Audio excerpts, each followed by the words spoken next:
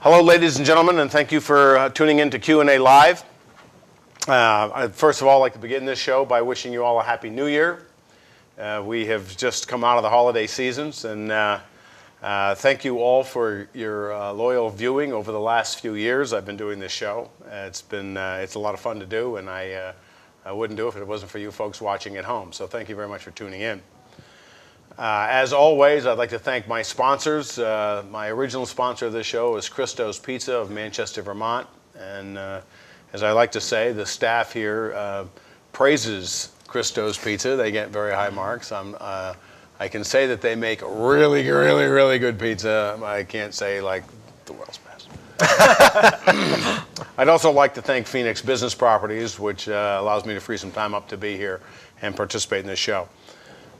This is a great show. I was contacted by Mr. Steve Breakstone some time ago, and Steve said to me, you know, I think we'd be great guests on your show.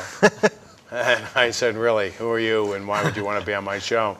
And it didn't take but about 5 seconds of a conversation to understand that this is these two guests that I have tonight are very good guests, and this is a show that I hope every single one of you out there gets a chance to watch this show. My guests tonight are Steve Breakstone and Michael Dreiblatt, and they have written a book, How to Stop Bullying and Social Aggression. And in a world where we are faced with 2 wars and high crime rates and a series of social issues in our daily life, I can't imagine a topic that is more needs to be be and I'm glad that you guys are here. Thank you very much for it's a pleasure to be here, Bob. Michael, thank you very much. First of all, why don't we start off this show with a little bit of background. My guess is you didn't wake up. I should also mention that they have a company called Balanced Educational Services that they've started, and it's through this company that they have produced this great book. You didn't wake up, yesterday and start Balanced Educational Services. Michael, why don't I ask you to start? How did this company come about, and what was the impetus for creating this company? Well, Steve and I go back a number of years. Steve was actually the best man at my wedding. We went to college together, so we go back quite a ways. I was a teacher for a number of years. For 16 years, I was a classroom teacher. And Steve and I had worked together before. Steve was working in the violence prevention field. He was the youth educator for Project Against Violent Encounters. And we had always known that we wanted to work together. Steve had noticed that many of the teachers were asking for more and more information on how to help with bullying, how to help with social aggression issues. And we put our heads together, and together we formed the company, and we found that there's quite a need, not only in Vermont, but throughout the nation.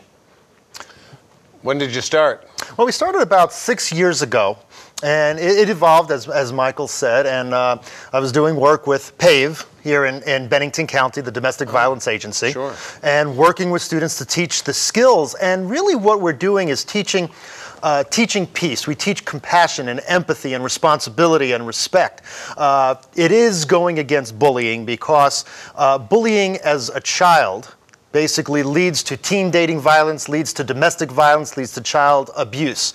So more and more there was more call for making sure that we were teaching children at a younger age of how to express themselves or get their needs met in a manner that is pro-social, that goes within the bounds and the morals and the values of our community, of their school, of our society. Bullying, of course, has been a real hot topic, so really tying everything together. Bullying's been a hot topic for about it's really been around for a very long time. And you can go back in literature and hear about bullying. You can watch TV shows like Andy Griffith and see when little Opie, was bullied. But the reality is about 10 years ago, about 9 years ago. It goes back about 10,000 years. Well, it goes. Absolutely. But it's been with us a long time. It's been with us forever, I think. Long as it's been more than two people on the planet. Sure. Absolutely, right. And it became a hotter topic with Columbine 10 years ago with the school shooting in Colorado. Yeah. And the reason that really happened, where it became more of on the forefront of news, was that because they started to realize, and studies have shown, that when you have these school shootings, and there were school shootings before Columbine, there were school shootings after. That was one of the biggest, and they started to do research and showed that the people who did the shooting were actually victims of bullying and had been chronic victims for many, many years. Historically, when people had been bullied on a chronic level, very often they imploded, whether it be any type of emotional distress, depression, not doing as well in school, to suicide, to all of a sudden they were exploding out, and they would shoot those people that somehow they connected with being responsible, and they'd explode out, and then they'd start to explode back in, and then they'd wind up shooting themselves. The good news, though, is that's not the typical way that bullying goes, although it absolutely is the case. I was going to say that's an extreme situation. Right. But it does serve in a rather dark, sordid way to draw attention to the problem. So what we're hoping to do is not only help the children, but also to help the staff to notice what are the warning signs, what can staff do to all have a same-page response to bullying, to make sure that the rules and procedures and practices are in place, and to have good lesson plans and activities that actually encourage the type of behavior that we want. It's not just about stopping the bullying, it's also about encouraging pro-social behavior at the same time. Which is interesting because it's the type of skills that need to be taught, and every state has in their state curriculum of education about citizenship and moral development, character development, responsibility, respect, not only to others, but also to yourself, and how you show respect to yourself by, in a sense, not allowing yourself to be abused. And I like to use that word sometimes because when you think of abuse, you think of the actions of an adult. Well, bullying isn't a type of abuse, and therefore there's that connection that if a child is bullying when they're younger, it could be physically, verbally, emotionally. It's the same behaviors that they'll bring into, well, when they become a teenager and then to an adult. And therefore we have to get them when they're young. And I mean, we're talking here about bullying and social aggression, but isn't it like any and all other behavioral patterns? They start in the household, no? That's part of it. That can sometimes be a problem. Sometimes there is role modeling going on in the household. There is some statistical evidence that families that have punitive forms of discipline or inconsistent forms of discipline will increase the likelihood of bullying. So there is some research that does indicate that it starts at the home.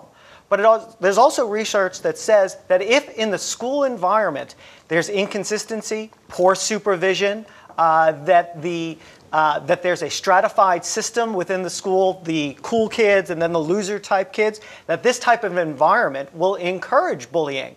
So you may have perfectly fine households where the child is actually behaving, the family's behaving, but they go into this other environment, in the school environment, with inconsistent or poorly laid out rules, and all of a sudden this negative side will start to emerge. Let's expand on that a little bit.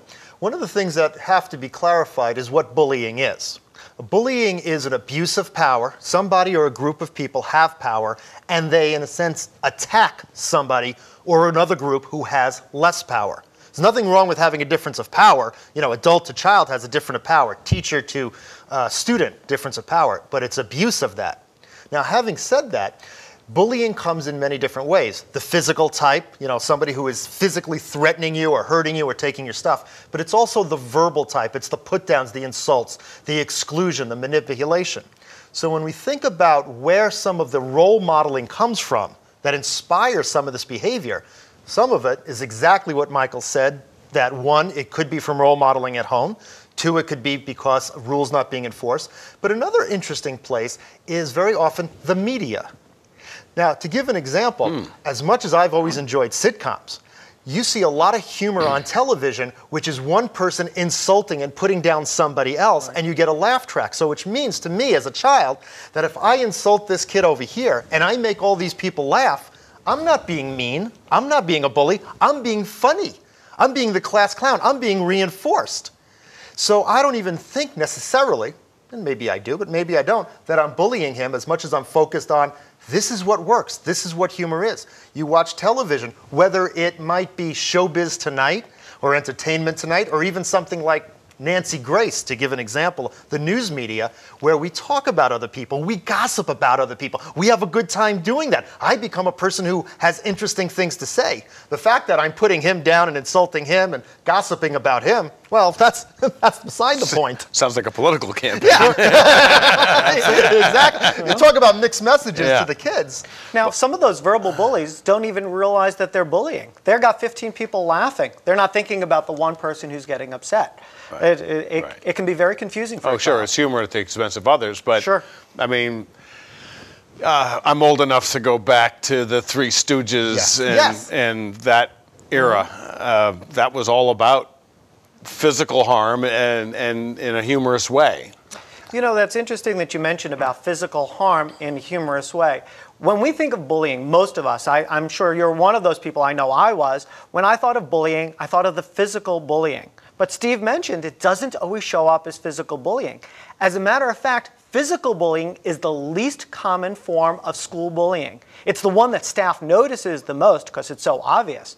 But what's much more common... Because there's some big kid picking on some little kid. Well, you know, even you know, the least trained staff member, if they see a circle of kids circled around one child, they know they're supposed to respond. If they see that child with their arm pulled back, they know they're supposed to respond. What's much more common are your verbal bullies, the put-downs, the sarcasms, the leaving out, that social aggression, where we don't even have to say a word. We just give you that look and turn away and walk away. Harder to spot, harder to address, exactly.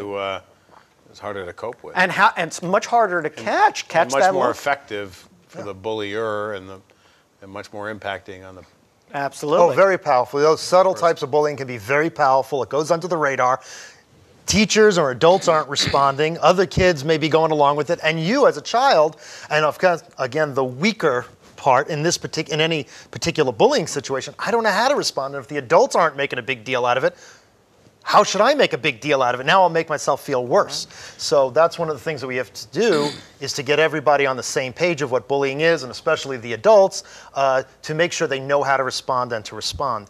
And to go back for a moment, we don't want to come off as like we don't think that comedy should be on television and the news and stuff. What we do that's is, where this was going. We're obviously banning sitcoms, and the and Three Stooges are all done. That's good family humor, right? I know, and it is funny. What we have to do is You make heard it sure. here first. Banning all these shows. Yes, no more news, no more comedies. Just that's straight it. red It's just news, hurtful. that's it. Actually, this isn't such a bad idea. It might actually work. Okay, well-behaved people, boring and not having any entertainment. No entertainment whatsoever. But what we do is say, hey, you just have to make sure that the kids start to understand at an early age what is good humor, what is hurtful humor, what is a manner where you can tease somebody.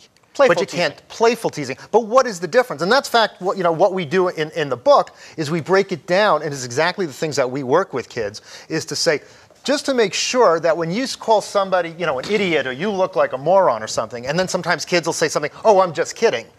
Well, wait a second. When is it just kidding? And part of it is being aware. What's your relationship with this other person? Do you know that he doesn't mind that you say something about his hair or his clothing? Right. If he does, and you say something, then it's not just kidding, just because you say, oh, just kidding. Or they say, oh, you're too sensitive. Now I'm putting him down and blaming him. And going back to the era of the Three Stooges, Sure. I think the reason that worked and that my friends would watch that show and end up really not being bullies so much as being humored by it was that the Curly, who was always the brunt of the jokes, at some point in the show always got his licks in. Exactly. He always got his licks in. So there was a balancing of those three characters. Right. It goes back to that difference in power. Curly was able to come back around. He'd come back around and he would exercise some power and influence in the relationship of the three of them. And then that's... Which, by the way, first time, by the way, in 57 years that I've ever actually analyzed the Three Stooges. It's good stuff. They didn't have college courses on this thing. Wow. But it is important to understand that there are times when you say, well, if I call him a jerk and he calls me an idiot. Now, we could be friends just monkeying around because guys do that, and that might be appropriate. Now, you say, well, we don't do that type of playing around in this school, but at least you understand that it's not bullying, okay? Or if he is trying to bully me, and I actually can stand up for myself and I come back at him with some verbal taunts or some put downs, now it might be a conflict, but it's not bullying because it's That two difference kids in maybe power. acting inappropriately, but it's a balance of power and we're both acting inappropriately, as opposed to he's picking on me and I'm shrinking further and further down and it's affecting many other parts of my life. Now There's we that, have- and then there's the other dynamic of the bullying approach, the stepping up to the plate confrontation. How do you keep that from boiling over into a brawl or a war? Schools Before have- before schools I have to get watch there, them. Sure. I'm going to take a second and let the viewing audience know out there that my guests this evening are Steve Breakstone and Michael Dreiblatt. They are the authors of How to Stop Bullying and Social Aggression. I'm guessing that this is written mostly for teachers, but Yes. not necessarily. This would be good for Parents. Parents, for sure. If you're out there and you have Sure. kids that are older than 2, it'd be a good time to read this because you'll want to read it 4 or 5 times when they get to be teenagers. That's right.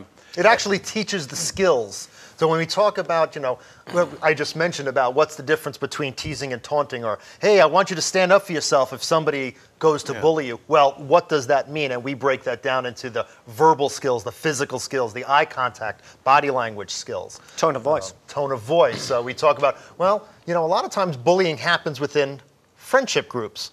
Well, what happens is that sure. we're best friends and then we go to worst enemies because we don't know how to resolve conflicts. So one of the chapters that we have is teaching kids, well, you don't always get along. If you're going to have a friend, which later on, by the way, skills you're going to need when you have a boyfriend, girlfriend, husband, wife, co-worker.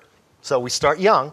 If you're going to have a friend or a relationship, you're going to at times have a conflict. Right. Not a problem. But how do you resolve the conflict? How do you compromise? That's what we teach and break down into simple steps. Since the beginning of time, though, if there's a group of more than 3 people, Yes. there's always been what we have known for our lives as a pecking order.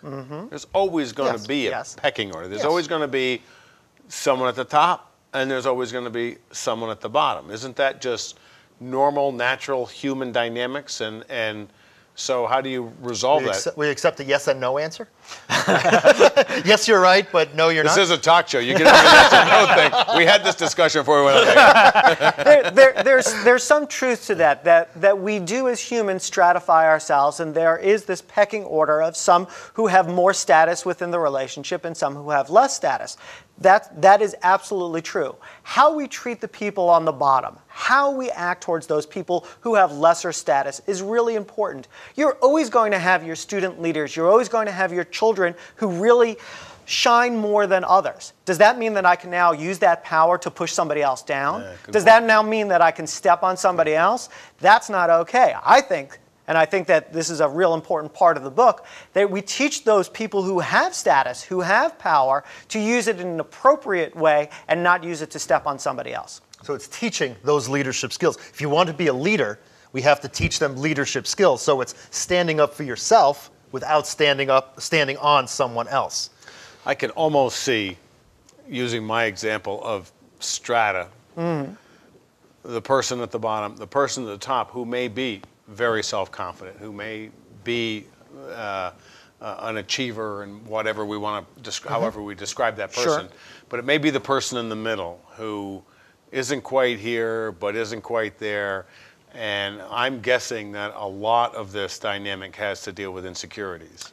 Personal insecurities. The person who's in the middle is actually the most dangerous person in the bullying dynamic. Because the person at the top, they already have their status. The person who's in the middle is vying for a certain level of status. And a certain level of acceptance. Gang behavior is all about wannabe behavior, all about trying to get status within a group. And that person who's trying to attempt to get status can be very dangerous, because maybe the way I'm going to get status is by being mean to him. If I buddy up to you, maybe you'll like me more. If you say, go and do something bad to Steve, I'll do it. Will you be my friend? Will you like me now? Will you be willing to be my friend? I'll do whatever it takes to fit into the group. Gang behavior is all about this vying for status, and gang behavior is about finding your place within the group, so you're not that victim person. it can be a very dangerous person, that person in the middle. The person at the top, usually pretty self-confident, already established in their position. It's those people in the middle, they're the ones who are trying to jump up a position. They can cause a lot of trouble. I mean, we see this on a grander scale. We see this with the Idi Amins. We see this with the Saddam Husseins. That's right. Saddam Hussein, I think, is probably the poster child for presently, yes. Yeah, presently. Yeah. But that's not the value, obviously, of our community, let alone our country. We value people that are leaders, whether you're talking about the captain of an athletic team or a squad or a political leader. What we value is that people that are lead by respect, that they don't instill fear and have leaders because people fear that if I don't follow the leader, something will happen to me. Best leader, at least from my perspective, is that I want to follow you. So now going back to that dynamic about people in the middle, if he happens to be a leader who is respectful, but definitely in charge, and he sees some wannabe who is doing something inappropriate or disrespectful to somebody else, he could say, hey, that's not the way we get ahead in this group or on this team. To give an example, I was talking to somebody who was on the cross-country ski team at the high school down in Bennington, and they were talking about how it's become part of the culture of that cross-country ski team that when you have new members come, they actually do other things. They all get along. They're welcoming the new students who may just be ninth graders, who may not have ever skied before. And there is a difference of power. Those people who are 11th or 12th graders had been on the team for years. And sometimes you hear that within teams, there's this hazing going on and this put down. Well, that team is successful because, and I don't mean only successful because of that they win races, but in actually nurturing our young students because they actually lead by bringing the fold in and leading with respect. And the smart leaders, I think, understand that they learn more when they help teach others. Yes. They get more satisfaction. They get more satisfaction, but they also can see when you're teaching someone or trying to bring someone along, you can again, maybe see some of the mistakes that are being made, and you benefit from that. Yeah, and that's one of the things that we want to teach them. There's a real good feeling about helping other people and helping other people get a step up. And then, of course, liability is a big thing in our business world across our country. And bullying and harassment is no longer acceptable. It curtails production, and it opens companies up to liability. So those people that lead when they're younger in a respectful manner, they become leaders in business or politics, and it reduces any type of liability. So it really works throughout the life cycle of any person. Yeah.